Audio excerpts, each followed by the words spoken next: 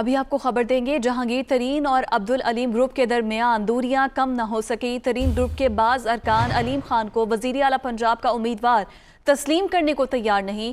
علیم خان کے خلاف ترین گروپ نے مثبت فضا پیدا نہ ہو سکی۔ ترین اور علیم گروپ کے درمیان فاصلے کم کروانے کے لیے مشترکہ دوست سرگرم ہیں۔ مشترکہ طور پر مان نہیں رہے ترین گروپ کے کچھ اراکین علیم خان کو وزیر اعلیٰ کے امیدوار کے طور پر، اور اب مشترکہ دوست سرگرم ہیں کہ ان دونوں گروپس میں دوریاں کم کی جا سکیں۔ اسی پر مزید بات کریں گے، لیاقت انصاری ہمارے ساتھ موجود ہے۔ لیاقت انصاری، اس نئی ہلچل کے بارے میں بتائیے گا۔ آج بالکل جہانگیر ترین گروپ جس میں علیم خان نے شمولیت اختیار کی تھی، اور شمولیت کے بعد جو صورتحال پیدا ہوئی اس کے پیش نظر علیم خان سے وفاقی حکومت نے رابطہ کیا تو گورنر سندھ کے ساتھ ان کی اکیلے ملاقات ہوئی، اس میں ترین گروپ کا کوئی رکن شامل نہیں ہوا۔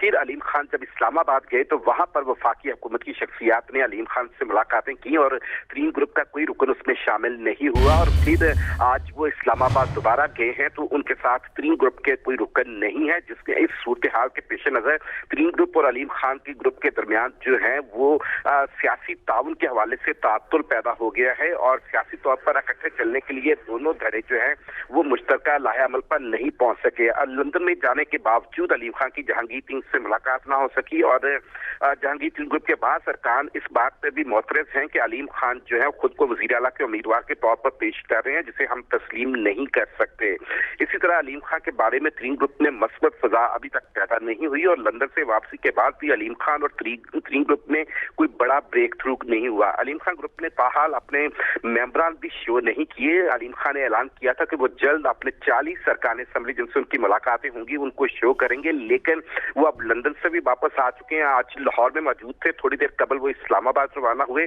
لیکن ان کی جانب سے ابھی تک ایک بھی گروپ کا ممبر نہیں شو ہوا۔ صرف انہوں نے اپنا ایک ترجمان مقرر کیا جو صوبائی وزیر میاں خالد محمود ہے، اور حالات یہی بتاتے ہیں کہ ابھی تک ان کے ساتھ انہی کا جو ہے وہ وجود سامنے آیا کہ وہ ان کے ساتھ کھڑے ہیں۔ تو یوں ترین گروپ چاہتا ہے کہ ان کے جو 19 ایم پی اے اور 6 ایم این ایز ہیں ان کو کوئی اور آدمی جو ہے وہ اپنے مقاصد کے لیے یا اپنے ایجنڈے کی تکمیل کے لیے استعمال نہ کر سکے۔ تو یہ معاملات جو ہے ابھی الجھے ہوئے ہیں، اور خود ترین گروپ کے اندر جو علیم خان کی انٹری ہوئی تھی ایک دن ہائیک دینے کے بعد جو ہے وہ اب معاملات تعطل کا شکار ہیں۔ بہت شکریہ آپ کا لیاقت انصاری، آپ ہمیں اپڈیٹ کر رہے تھے۔